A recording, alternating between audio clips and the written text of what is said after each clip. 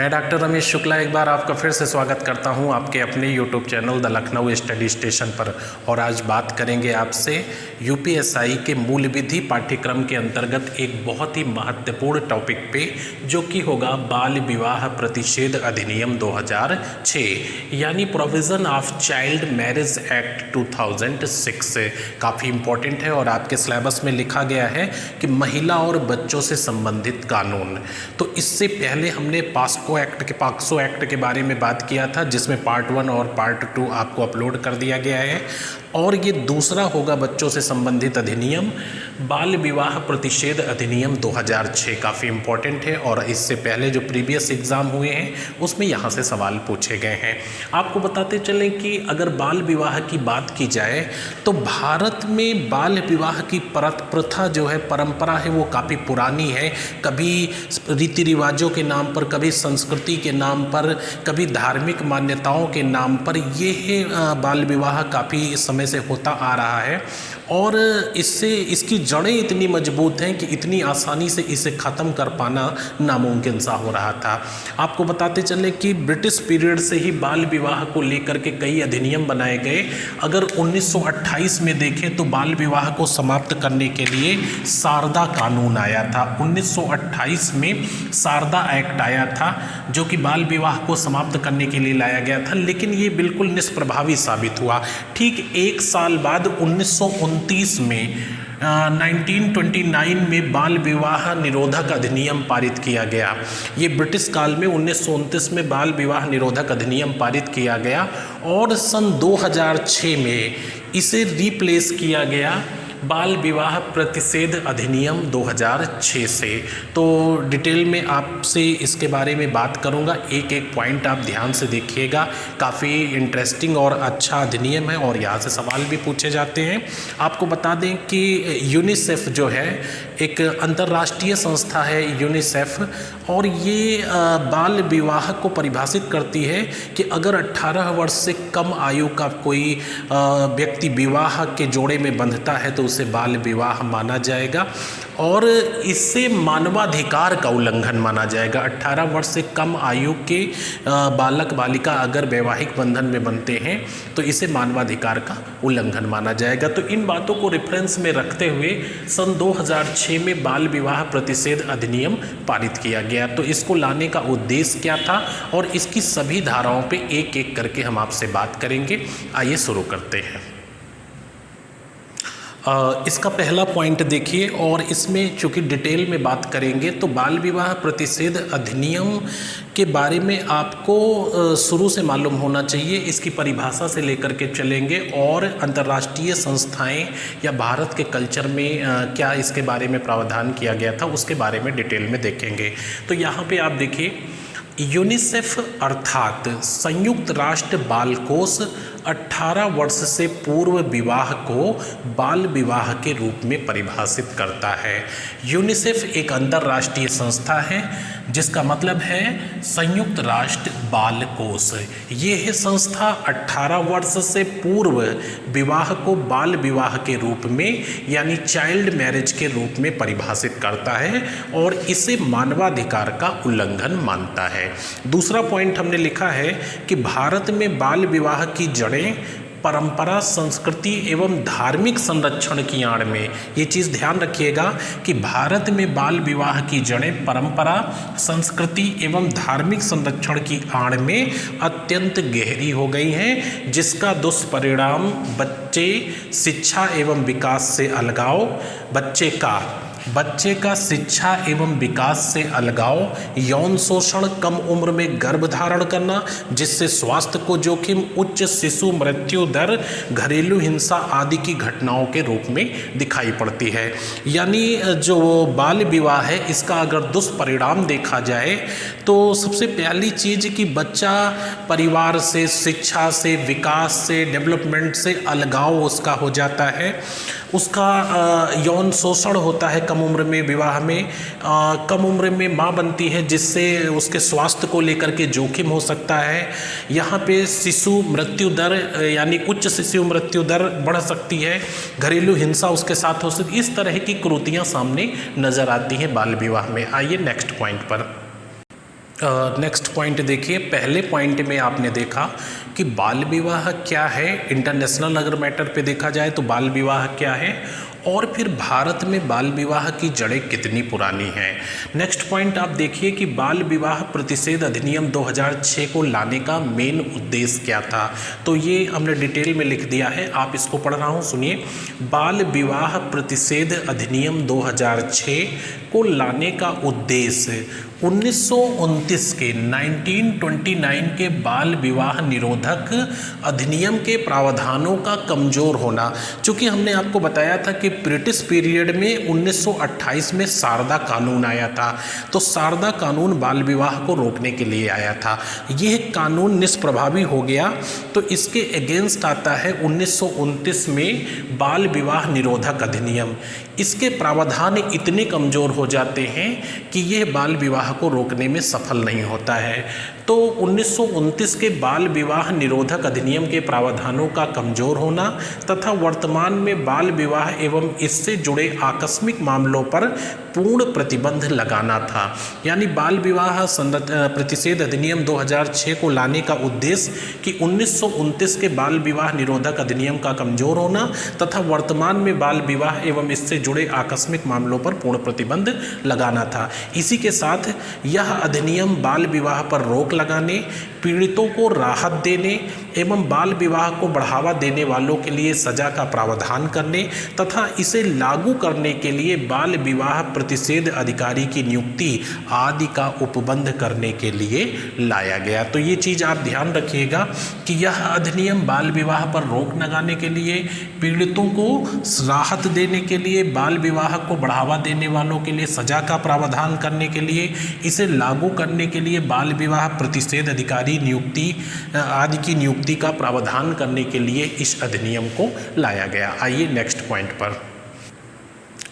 अगला पॉइंट आप देखिए, काफ़ी इम्पोर्टेंट है और ये पॉइंट आप ध्यान रखेंगे, अक्सर सवाल यहीं से बन जाता है। यह अधिनियम, यानी हम बात कर रहे हैं बाल विवाह प्रतिषेध अधिनियम 2006 की, यानी provision of child marriage act 2006 की बात कर रहे हैं। यह अधिनियम 10 जनवरी 2007 को अधिनियमित अर्थात पारित हुआ। तो अगर ये पूछा जाए कि बाल विवाह प्रतिषेध अधिनियम 2006 कब पारित या कब अधिनियमित हुआ, तो आपका आंसर होगा 10 जनवरी 2007 को ये अधिनियमित हुआ। और 1 नवंबर 2007 को जम्मू कश्मीर राज्य एवं केंद्र शासित प्रदेश पांडिचेरी को छोड़कर यह संपूर्ण भारत में लागू हुआ। यहाँ पे ये भी ध्यान रखिएगा कि अमूमन हर अधिनियम में जम्मू कश्मीर को छोड़कर होता है। यहाँ पे जम्मू कश्मीर एवं केंद्र शासित प्रदेश पांडिचेरी को छोड़कर यह संपूर्ण भारत में लागू हुआ। आपको बता दें कि केंद्र शासित प्रदेश पांडिचेरी जो है इस संदर्भ में, यानी बाल विवाह के संदर्भ में स्थानीय कानूनों को नहीं मानता है और वह इसके स्थान पे फ्रांसीसी सरकार के कानून को मानता है, फ्रांसीसी गवर्नमेंट के कानून को मानता है। इसलिए पांडिचेरी पर यह अधिनियम लागू नहीं होता है, इस अधिनियम के उपबंध पांडिचेरी पर लागू नहीं है। यह अधिनियम भारत के बाहर अर्थात विदेशों में रह रहे समस्त भारतीय नागरिकों पर लागू होता है। तो ये मैंने नोट में लिख दिया है, ये पॉइंट आप ध्यान रखिएगा कि यह अधिनियम भारत के बाहर अर्थात विदेशों में रह रहे समस्त भारतीय नागरिकों पर उसी तरह से लागू होगा जैसे भारत के अंदर लागू होता है। अच्छा, लास्ट में एक पॉइंट लिखा है कि इस अधिनियम में कुल 21 धाराएं हैं। तो इस अधिनियम को अध्याय वाइज नहीं बांटा गया है बल्कि सेक्शन में बांटा गया है, ओनली सेक्शन धाराओं में बांटा गया है। तो इस अधिनियम में टोटल 21 धाराएं हैं। अब आपको मैं एक एक धाराओं पे बात करूंगा जो आपकी परीक्षा के लिए महत्वपूर्ण है। आइए नेक्स्ट पहले पॉइंट पर। अधिनियम की धारा 1 देखिए। हालांकि अधिनियम की धारा 1 में जो प्रावधान किया गया है इसको मैंने पहले ही चर्चा कर दिया। और अधिनियम की धारा 1 में अमूमन हर अधिनियम की तरह संक्षिप्त नाम क्या होगा, इसकी विस्तार क्या होगा यानी अधिकारिता क्षेत्र क्या होगा, और ये प्रवर्तन में कब से आएगा या लागू कब से माना जाएगा। तो इसमें फिर से रिपीट कर देता हूँ कि संक्षिप्त नाम होगा बाल विवाह प्रतिषेध अधिनियम 2006। ये है जम्मू कश्मीर एवं केंद्र शासित प्रदेश पांडिचेरी को छोड़कर संपूर्ण भारत में लागू होगा। साथ ही विदेशों में रह रहे भारतीय नागरिकों पर भी यह अधिनियम लागू होगा। और हमने आपको बताया कि पांडिचेरी पर क्यों यह अधिनियम नहीं लागू होता, क्योंकि बाल विवाह के संदर्भ में पांडिचेरी स्थानीय कानून को नहीं मानता है और वह फ्रांसीसी सरकार द्वारा बनाए गए कानूनों को मानता है। अच्छा, इसके बाद लागू कब से माना जाएगा, तो यह उस तारीख से लागू माना जाएगा जो केंद्र सरकार राजपत्र में अधिसूचना द्वारा नियत करेगी। यानी अधिनियम पारित हो गया है, अब यह लागू उस तिथि से माना जाएगा जो सेंट्रल गवर्नमेंट राजपत्र में अधिसूचना द्वारा निर्धारित करेगी। और ये तिथि अलग अलग राज्यों के लिए अलग अलग हो सकती है। केंद्र सरकार ने इसे 1 नवंबर 2007 को प्रवर्तन में ला दिया था, अर्थात लागू कर दिया था। तो यह अधिनियम केंद्र सरकार द्वारा 1 नवंबर 2007 को लागू किया गया। आइए धारा 2 पे। इसमें अधिनियम की धारा 2 में परिभाषाएं दी हुई हैं। तो इसमें मैं सिर्फ 4 परिभाषाएं आपके सामने मेंशन करूंगा जो बहुत ही इम्पोर्टेंट है। पहली परिभाषा 2 का में है कि बालक की परिभाषा क्या होगी। चूँकि इसे बाल विवाह प्रतिषेध अधिनियम कहा गया है, तो इसमें बालक शब्द से क्या तात्पर्य होगा, क्योंकि अलग अलग कानून में बालक की परिभाषा अलग अलग है। जैसे हमने आपको बताया कि कारखाना अधिनियम में बालक कहा जाएगा 14 साल का, ठीक है। आपका पॉक्सो एक्ट में बालक कहा जाएगा 18 साल का। लेकिन बाल विवाह अधिनियम के संदर्भ में बालक की परिभाषा बिल्कुल अलग है। अगर ये बालक स्त्री है तो 18 साल, और अगर यही बालक पुरुष है तो 21 साल माना जाएगा। तो यहाँ पे बालक की परिभाषा 2 का में दी है। बालक से तात्पर्य ऐसे व्यक्ति से है कि यदि वह पुरुष है तो 21 वर्ष, और अगर स्त्री है तो 18 वर्ष की आयु को पूरी ना किया हो, तो वह इस अधिनियम के तहत बालक माना जाएगा। अच्छा, 2 खा में बाल विवाह की परिभाषा है। तो बाल विवाह से तात्पर्य ऐसे विवाह से है जिसमें बंधने वाले दोनों पक्षकारों, यानी लड़का और लड़की, दोनों पक्षकारों में से कोई एक या दोनों बालक हों। कहने का मतलब है कि बाल विवाह उसे कहा जाएगा जिसमें बंधने वाले दोनों पक्षकारों में से या तो लड़का बालक होना चाहिए 21 साल से कम, या लड़की बालक होनी चाहिए 18 साल से कम, अथवा दोनों बालक होने चाहिए यानी 21 और 18 से कम। उसे बाल विवाह इस अधिनियम के तहत कहा जाएगा। तीसरा पॉइंट 2 घा हमने लिखा है, इसमें बाल विवाह प्रतिषेध अधिकारी को परिभाषित किया गया है, जिसको इंडियन पेनल कोड के सेक्शन 21 के तहत लोक सेवक कहा गया है। एक पॉइंट और इसमें देखेंगे 2 अंगा, जिसमें जिला न्यायालय को परिभाषित किया गया है। आइए वो देखते हैं। धारा 2 अंगा जिला न्यायालय। तो धारा 2 अंगा में जिला न्यायालय, धारा 2 का में देखा आपने बालक को परिभाषित किया गया है। 2 खा में आपने देखा कि बाल विवाह को परिभाषित किया गया है। 2 घा में आपने देखा कि बाल विवाह प्रतिषेध अधिकारी को परिभाषित किया गया है। 2 अंगा जिसमें जिला न्यायालय को परिभाषित किया गया है। तो जिला न्यायालय से तात्पर्य कुटुंब अर्थात पारिवारिक न्यायालय यानी फैमिली कोर्ट से है। इसको ध्यान रखिएगा कि ये शब्द प्रयोग किया गया है अधिनियम में, कुटुंब न्यायालय या पारिवारिक न्यायालय या फैमिली कोर्ट से है। तो जिला न्यायालय से तात्पर्य कुटुंब न्यायालय या पारिवारिक न्यायालय से है। किंतु जहाँ पारिवारिक न्यायालय विद्यमान नहीं है, वहां आरंभिक अधिकारिता रखने वाले प्रधान सिविल न्यायालय को ही जिला न्यायालय माना जाएगा। ये चीज़ ध्यान रखिएगा कि जहाँ पे फैमिली कोर्ट नहीं है, फैमिली कोर्ट की सुविधा नहीं है या फैमिली कोर्ट वहाँ पे नहीं बनाया गया है, वहाँ पे प्रधान सिविल न्यायालय को ही जिला न्यायालय माना जाएगा। आइए अधिनियम की धारा 3 पर। अधिनियम की धारा 3 देखिए, और अधिनियम की धारा 3 बहुत ही इम्पॉर्टेंट है, अक्सर ये पूछ ली जाती है। धारा 3 बाल विवाहों के बंधन में आने वाले पक्षकार का मतलब लड़का और लड़की। यहाँ पे लड़का 21 वर्ष से कम और लड़की 18 वर्ष से कम आयु की। तो बाल विवाह के बंधन में आने वाले पक्षकार जो बालक हैं, के विकल्प पर शून्य करणीय, शून्य करणीय का मतलब है और विकल्प का मतलब है कि विकल्प का मतलब है याचिका पर अमान्य होगा यह विवाह जो बालक या बालिका का हुआ है। ठीक है, तो धारा 3 आप देखिए, इसके अंतर्गत बाल विवाह चाहे अधिनियम के पूर्व हुआ हो, किस अधिनियम की बात की जा रही है, 2006 के, तो इसके अंतर्गत बाल विवाह चाहे अधिनियम के पूर्व हुआ हो या पश्चात, बाल विवाह के बंधन में आने वाले दोनों पक्षकार या कोई एक पक्षकार, यानी दोनों पक्षकार कंप्लेन करें या कोई एक पक्षकार के विकल्प पर विवाह अमान्य होगा, यानी शून्य करणीय होगा यदि याचिका दाखिल करते समय याची अवयस्क है। यदि याचिका दाखिल करते समय याची अवयस्क है तो याचिका उसके संरक्षक, जिसमें माता पिता भी आएंगे, न्याय मित्र यानी उसके वकील या कोई आपका जो है जनहित याचिका या एनजीओ के माध्यम से, न्याय मित्र या बाल विवाह प्रतिषेध अधिकारी के माध्यम से दाखिल की जा सकती है।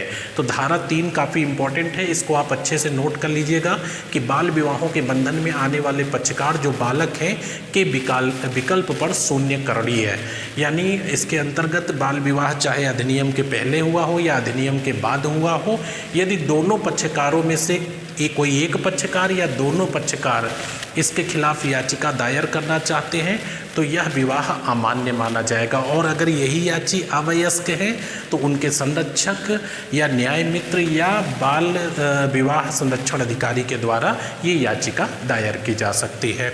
अच्छा, एक नोट यहाँ पे हमने लिखा है, याचिका किसी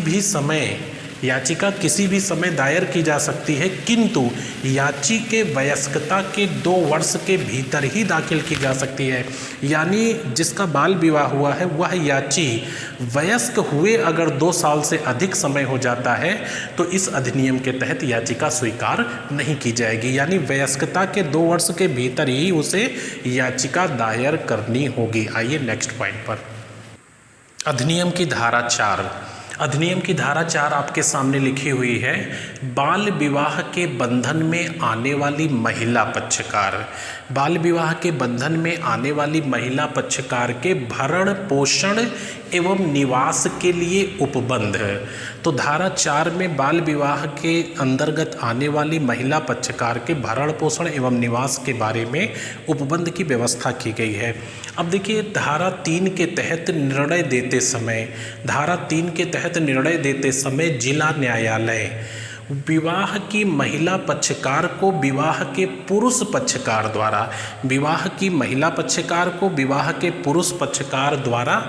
किंतु यदि पुरुष अवयस्क है तो उसके माता पिता या संरक्षक द्वारा महिला के पुनर्विवाह तक भरण पोषण एवं निवास के प्रबंध का आदेश न्यायालय कर सकेगा। तो ये धारा काफ़ी इम्पोर्टेंट है, एक बार फिर से रिपीट करता हूँ। धारा 3 के तहत निर्णय देते समय जिला न्यायालय विवाह की महिला पक्षकार को विवाह के पुरुष पक्षकार द्वारा, और यदि पुरुष अवयस्क है तो उसके माता पिता या संरक्षक द्वारा महिला के पुनर्विवाह तक, ये चीज़ ध्यान रखिएगा, महिला के पुनर्विवाह तक भरण पोषण एवं निवास के प्रबंध का आदेश कर सकेगा। और जो भरण पोषण की धनराशि होगी उसका भुगतान मासिक किया जाए या एकमुश्त किया जाए, यह भी न्यायालय की मर्जी पर डिपेंड होगा और न्यायालय इसके संदर्भ में आदेश करने के लिए स्वतंत्र होगा। आइए नेक्स्ट सेक्शन पर, अधिनियम की धारा 5। अधिनियम की धारा 5 में बाल विवाह से जन्मे बालकों का भरण पोषण एवं अभिरक्षा के बारे में उपबंध किया गया है। तो पहली चीज़ तो ये हेडिंग ध्यान रखिएगा, अमूमन हो सकता है आपसे यही पूछ लिया जाए कि बाल विवाह प्रतिषेध अधिनियम 2006 की धारा 5 में क्या है। तो बाल विवाह से जन्मे बालकों का भरण पोषण एवं अभिरक्षा, इसके अंतर्गत जिला न्यायालय बाल विवाह से उत्पन्न संतान की अभिरक्षा के लिए इस प्रकार से आदेश कर सकेगा जो संतान के हित में सर्वोत्तम हो। यानी जिला न्यायालय बाल विवाह से जन्मे संतान के भरण पोषण एवं अभिरक्षा के संबंध में, यानी किसकी सुपुर्दगी में बालक रहेगा, बच्चा रहेगा जो कि बाल विवाह से उत्पन्न हुआ है, तो इस संबंध में न्यायालय उस बालक के हित में जो सर्वोत्तम हो इस तरह से आदेश कर सकेगा। यहाँ पे ये चीज़ ध्यान रखनी है कि अगर महिला पक्षकार और पुरुष पक्षकार दोनों की संपन्नता, स्वास्थ्य, शिक्षा एक जैसी है, तो यहाँ पर बाल विवाह से जन्मी संतान है वो महिला पक्षकार को सौंप दी जाएगी। यहाँ पे महिला को प्रेफरेंस दिया जाता है बच्चे के मामले में, किंतु यदि वो महिला अस्वस्थ है, रोजगार उसके पास नहीं है, बच्चे के भरण पोषण के लिए खर्च उठाने की हैसियत नहीं है, तो फिर यहाँ पर न्यायालय जो है इस पर विचार करेगा कि यह बच्चे के हित में नहीं है, अर्थात उसे पुरुष पक्षकार को सौंप दिया जाए ताकि उस बच्चे का भविष्य अच्छा हो सके। तो यहाँ पे ध्यान आप रखेंगे कि इसके अंतर्गत जिला न्यायालय बाल विवाह से उत्पन्न संतान की अभिरक्षा के लिए इस प्रकार से आदेश कर सकेगा जो संतान के हित में सर्वोत्तम हो। विवाह के किसी पक्षकार या उनके अवयस्क होने पर, विवाह के किसी पक्षकार मतलब दोनों में से कोई या दोनों के अवयस्क होने पर उनके माता पिता या संरक्षक द्वारा संतान के भरण पोषण एवं अभिरक्षा का समुचित प्रबंध किए जाने का आदेश न्यायालय कर सकेगा। आइए नेक्स्ट सेक्शन पर आ जाइए, सेक्शन 6 पर, अधिनियम की धारा 6 पर। और यहाँ पे अधिनियम की धारा 6 में कहा गया है बाल विवाह से जन्मे बालकों की धर्मजता। यहाँ पे धर्मजता से तात्पर्य है कि जो बाल विवाह में शिशु यानी बालक का, बच्चे का जन्म होगा, संतान का जन्म होगा, वह संतान पूरी तरह से वैध होगी और उस संतान का कुल वंश सब सुरक्षित होगा, यानी किसी तरह से वह संतान अवैध नहीं मानी जाएगी, उसकी धर्मजता बनी रहेगी। तो ये धारा 6 में कहा गया है। इसके अंतर्गत धारा 3 के तहत विवाह शून्य घोषित होने के बावजूद बाल विवाह से उत्पन्न संतान धर्मज संतान ही मानी जाएगी। तो ये चीज़ काफ़ी इंपॉर्टेंट है, इसको ध्यान रखिएगा कि सेक्शन 6 में कहा गया है कि यदि धारा 3 के तहत विवाह का शून्यकरण हो गया है उसके बावजूद भी यह बाल विवाह से जो संतान उत्पन्न हुई है वह संतान धर्मज संतान ही मानी जाएगी। अच्छा, अधिनियम की धारा 8 देखिए, काफ़ी इंपॉर्टेंट है। अधिनियम की धारा 8 में कहा गया है वह न्यायालय जिसमें अर्जी दी जानी चाहिए यानी याचिका दायर की जानी चाहिए, वह न्यायालय कहाँ का हो सकता है, कहाँ तक उसकी अधिकारिता होगी, किस क्षेत्र में होगा, उसकी परिसीमा क्या होगी। तो इसके अंतर्गत अधिनियम की धारा 3, 4, 5 के तहत अनुतोष पाने के लिए अधिकारिता रखने वाले जिला न्यायालय में याचिका प्रस्तुत की जा सकेगी। अधिकारिता रखने वाले जिला न्यायालय से तात्पर्य कुटुंब या पारिवारिक न्यायालय से है, और जहाँ पे कुटुंब या पारिवारिक न्यायालय नहीं है वहाँ पर उस उपस्थित प्रधान सिविल न्यायालय ही जिला न्यायालय माना जाएगा। तो इसके अंतर्गत अधिनियम की धारा 3, 4, 5 के तहत अनुतोष पाने के लिए अधिकारिता रखने वाले जिला न्यायालय में याचिका प्रस्तुत की जा सकेगी। यह याचिका जहां प्रतिवादी या संतान निवास करते हों, अथवा जहां विवाह संपन्न हुआ हो, अथवा जहां दोनों पक्षकार अंतिम बार एक साथ रहे हों, अथवा याचिका प्रस्तुत करते समय याची जहां निवास कर रहा हो वहां पर याचिका प्रस्तुत की जा सकेगी। तो ये धारा 8 आप देखिए कि वह न्यायालय जिसमें अर्जी दी जानी चाहिए। आइए नेक्स्ट पॉइंट पर, अधिनियम की धारा 9। अधिनियम की धारा 9 और 10 देखेंगे, दोनों एक साथ देखिए। अधिनियम की धारा 9 में कहा गया है कि बाल विवाह करने वाले पुरुष के लिए दंड, लेकिन कौन सा पुरुष, जो वयस्क है अर्थात 18 वर्ष की आयु को पूरी कर चुका है, ऐसा पुरुष। तो धारा 9 में कहा गया है बाल विवाह करने वाले पुरुष वयस्क के लिए दंड का प्रावधान किया गया है। जो कोई 18 वर्ष से ऊपर आयु का पुरुष वयस्क होते हुए बाल विवाह करेगा वह 2 वर्ष तक के कठोर कारावास एवं 1 लाख रुपए के जुर्माना अथवा दोनों से दंडित हो सकेगा। एक चीज़ ध्यान रखिएगा कि इस अधिनियम में जो बालक शब्द की परिभाषा दी गई है, वह बालक जो है अगर पुरुष है तो 21 वर्ष माना जाएगा और अगर स्त्री है तो 18 वर्ष माना जाएगा। लेकिन यदि यहाँ पे धारा 9 के तहत कोई बालक जो पुरुष है और 18 वर्ष की आयु को पूरी कर चुका है, यानी इंडियन पेनल कोड के सेक्शन में इसका प्रावधान किया गया है कि 18 वर्ष की आयु का व्यक्ति वयस्क माना जाएगा। तो अगर बाल विवाह करने वाला पुरुष वयस्क है तो इसके लिए दंड का प्रावधान इसमें जो किया गया है वो 18 वर्ष से ऊपर आयु का पुरुष वयस्क होते हुए बाल विवाह करेगा तो 2 वर्ष तक के कठोर कारावास या 1 लाख रुपए के जुर्माना अथवा दोनों से दंडित किया जाएगा। अच्छा, धारा 10 आप देखेंगे कि बाल विवाह का अनुष्ठान यानी संपन्न कराने वाला, बाल विवाह का अनुष्ठान संपन्न या आयोजन कराने के लिए दंड का प्रावधान किया गया है। तो इसके अंतर्गत जो कोई व्यक्ति बाल विवाह को संपन्न, संचालित, निर्देशित या दुष्प्रेरित करेगा और यह साबित न कर दे कि उसकी अधिकतम जानकारी के अनुसार ये बाल विवाह नहीं है। जैसे किसी व्यक्ति को ये जानकारी है कि इसका जो सर्टिफिकेट है उसमें इसकी आयु 21 वर्ष है, लेकिन वह सर्टिफिकेट कूट रचित हो, तो हमारी अधिकतम जानकारी के अनुसार यह व्यक्ति जिनके विवाह है दोनों पक्षकार बालिग हैं, यह साबित न कर दे तब तक वह यह बाल विवाह नहीं, तब तक वह 2 वर्ष के कठोर कारावास या 1 लाख रुपए के जुर्माना अथवा दोनों से दंडित किया जा सकेगा। तो इस सेक्शन को ध्यान रखिएगा, इसमें बाल विवाह का अनुष्ठान कराने वाले के लिए दंड का प्रावधान किया गया है। इसके अंतर्गत जो कोई व्यक्ति बाल विवाह को संपन्न, संचालित, निर्देशित, दुष्प्रेरित करेगा और ये साबित न कर दे कि उसकी मैक्सिमम जानकारी के अनुसार ये विवाह बाल विवाह नहीं है, तब तक वह 2 वर्ष के कठोर कारावास या 1 लाख रुपए जुर्माना अथवा दोनों से दंडित किया जा सकेगा। नेक्स्ट पॉइंट पे आइए, आ जाइए अधिनियम की धारा 11 पे। और अधिनियम की धारा 11 में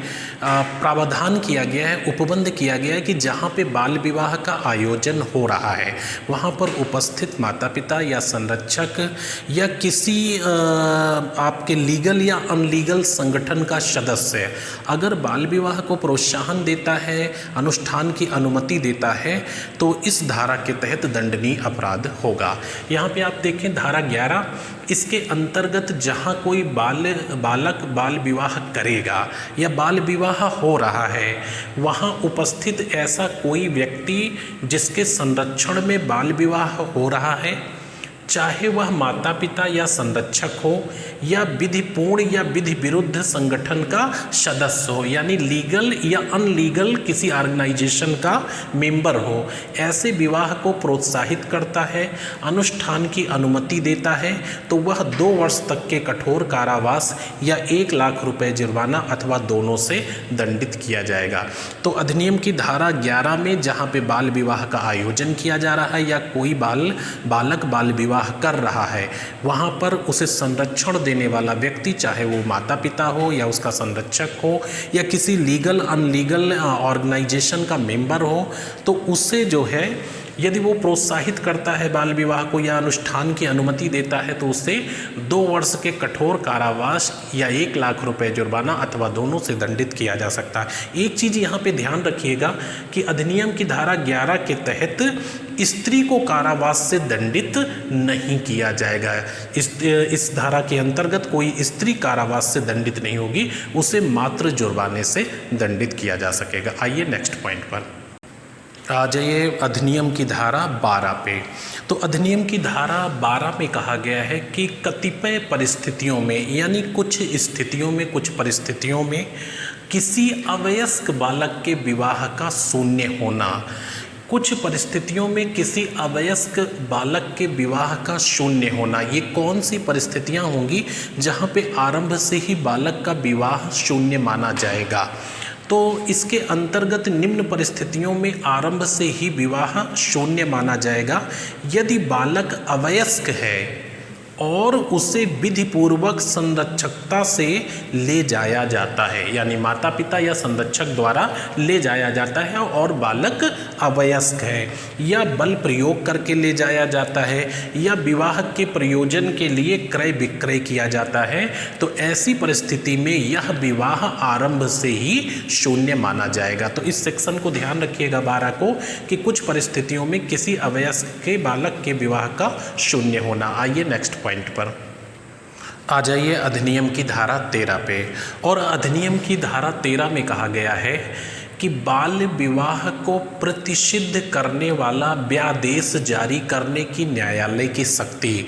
यहाँ पे व्यादेश शब्द का प्रयोग किया गया है, इसका मतलब होता है क्षमादेश, अर्थात एक विशेष आदेश जिसे अधीनस्थ मानने के लिए बाध्य हो, यानी फिर उसका कोई विकल्प ना हो, एक ये विशेष आदेश होता है, स्पेशल ऑर्डर यानी समादेश होता है। तो ध्यान रखिएगा, ये धारा 13 में है, बाल विवाह को प्रतिषिद्ध करने वाला व्यादेश जारी करने की न्यायालय की शक्ति। कौन सा न्यायालय? जिला न्यायालय। इसके अंतर्गत प्रथम वर्ग के न्यायिक मजिस्ट्रेट या महानगर मजिस्ट्रेट बाल विवाह प्रतिषेध अधिकारी के आवेदन पर या अन्य विश्वसनीय सूचना पर, बाल विवाह प्रतिषेध अधिकारी के आवेदन पर या अन्य विश्वसनीय सूचना पर, यदि यह सुनिश्चित हो जाता है कि अधिनियम का उल्लंघन करते हुए कोई बाल विवाह तय किया गया है और उसका अनुष्ठान होने वाला है, यह बात सुनिश्चित हो जाती है कि इस अधिनियम का उल्लंघन करते हुए कोई बाल विवाह तय किया गया है और उसका अनुष्ठान होने वाला है, तो अनुष्ठान करने वाले व्यक्तियों संगठन के विरुद्ध इसे रोकने के लिए व्यादेश यानी विशेष आदेश न्यायालय जारी कर सकेगा। इसमें अगला पॉइंट इसी धारा का आइए देखते हैं। अगला पॉइंट आइए देखते हैं। धारा 13 के अगले ये 2 पॉइंट देखिए। धारा 13 का ये अगला पॉइंट है कि प्रथम वर्ग का न्यायिक मजिस्ट्रेट या महानगर मजिस्ट्रेट का न्यायालय किसी विश्वसनीय रिपोर्ट के आधार पे, सूचना के आधार पे या स्वप्रेरणा से भी संज्ञान मामले का ले सकेगा और उस पर आदेश या व्यादेश जारी कर सकेगा, उस पर कार्रवाई कर सकेगा कि इस अधिनियम का उल्लंघन हो रहा है। अच्छा, सबसे बड़ी बात है स्वप्रेरणा से संज्ञान कैसे ले सकेगा? तो सोशल मीडिया के माध्यम से, समाचार पत्र के माध्यम से, न्यूज़ चैनल के माध्यम से प्रथम वर्ग का न्यायिक मजिस्ट्रेट या महानगर मजिस्ट्रेट मामले का स्वयं संज्ञान ले सकेगा। अगला पॉइंट है, अक्षय तृतीया जैसे दिनों पर सामूहिक बाल विवाह के अनुष्ठानों के निवारण के प्रयोजनों के लिए जिला मजिस्ट्रेट उन समस्त शक्तियों सहित बाल विवाह प्रतिषेध अधिकारी समझा जाएगा। यानी अक्षय तृतीया जैसे अवसरों पर या कहीं पर भी सामूहिक रूप से बाल विवाह का आयोजन किया जा रहा है, तो इन मामलों में आपका जो जिला मजिस्ट्रेट होगा उन समस्त शक्तियों सहित बाल विवाह प्रतिषेध अधिकारी समझा जाएगा और उसे रोकने के लिए पूरी तरह से अधिकृत होगा। इसी सेक्शन के 2 पॉइंट और देखिए, आइए देखते हैं। धारा 13 के 2 और इम्पोर्टेंट पॉइंट आप देखिएगा। बाल विवाह को प्रतिषिद्ध करने वाला व्यादेश जारी करने की न्यायालय की शक्ति, और व्यादेश का मतलब हमने आपको बताया था समादेश या विशेष आदेश। तो जिला मजिस्ट्रेट बाल विवाह के अनुष्ठानों को रोकने व उनका निवारण करने के लिए न्यूनतम अपेक्षित बल का प्रयोग कर सकेगा। न्यूनतम अपेक्षित बल का प्रयोग कर सकेगा, इसका मतलब है कि मजिस्ट्रेट को ये पावर है कि कहीं पर बाल विवाह का अनुष्ठान चल रहा है तो उसे रोकने के लिए वह फोर्स यानी बल, पुलिस बल या पीएसी बल का प्रयोग करके उसे रोक सकता है। न्यूनतम अपेक्षित बल, जितना फोर्स उस अनुष्ठान को रोकने के लिए आवश्यक हो उतना ही। अच्छा, दूसरा पॉइंट है, इस धारा के तहत जो कोई व्यादेश की अवज्ञा अथवा उल्लंघन करेगा, जो विशेष आदेश है उसकी अवज्ञा या उल्लंघन करेगा, तो उसे 2 वर्ष तक के कारावास या 1 लाख रुपए जुर्माना अथवा दोनों से दंडित किया जा सकेगा। तो अधिनियम की धारा 13 में व्यादेश जारी करने की न्यायालय की शक्ति दी है और इसका उल्लंघन करने वाले व्यक्ति के लिए दंड का प्रावधान किया गया। आइए नेक्स्ट पॉइंट पर। अधिनियम की धारा 14। तो अधिनियम की धारा 14 में व्यादेश के उल्लंघन में बाल विवाह का शून्य होना। आपने धारा इसकी 13 देखा था, धारा 13 में देखा था कि व्यादेश के जारी करने की न्यायालय की शक्ति का उल्लेख किया गया था। व्यादेश का मतलब यहाँ पे विशेष आदेश से है। और सेक्शन 14 में आप देखेंगे कि व्यादेश के उल्लंघन में बाल विवाह का शून्य होना। यदि धारा 13 के अंतर्गत जारी किए गए व्यादेशों का उल्लंघन करते हुए कोई बाल विवाह अनुष्ठान होता है तो वह प्रारंभ से ही शून्य माना जाएगा, यानी वह विवाह नहीं माना जाएगा यदि धारा 13 के अंतर्गत व्यादेशों के उल्लंघन को करते हुए इस अनुष्ठान को आयोजित किया गया या संपन्न किया गया है। तो ये ध्यान रखिएगा कि अगर धारा 13 के अंतर्गत जारी किए गए व्यादेशों के उल्लंघन करते हुए कोई बाल विवाह संपन्न हुआ है तो वह बाल विवाह प्रारंभ से ही शून्य माना जाएगा, उसका कोई मतलब नहीं होगा, उसकी कोई वैधानिकता नहीं होगी। नेक्स्ट पॉइंट धारा 15 लिखी है, इंपॉर्टेंट है, अपराधों का संज्ञेय एवं अजमानती होना। तो इस अधिनियम के अधीन समस्त दंडनीय अपराध संज्ञेय एवं अजमानती होंगे। सेक्शन 15 में कहा गया है कि इस अधिनियम के तहत समस्त दंडनीय अपराध संज्ञेय एवं अजमानती होंगे। आइए नेक्स्ट पॉइंट पर। अधिनियम की धारा 16 में बाल विवाह प्रतिषेध अधिकारी के संबंध में प्रावधान किया गया है। तो ये भी कई बार पूछा गया है। बाल विवाह प्रतिषेध अधिकारी इस अधिनियम के संदर्भ में महत्वपूर्ण पॉइंट है, जिसके संबंध में सेक्शन 16 में प्रावधान किया गया है। राज्य सरकार राजपत्र में अधिसूचना द्वारा संपूर्ण राज्य या उसके किसी भाग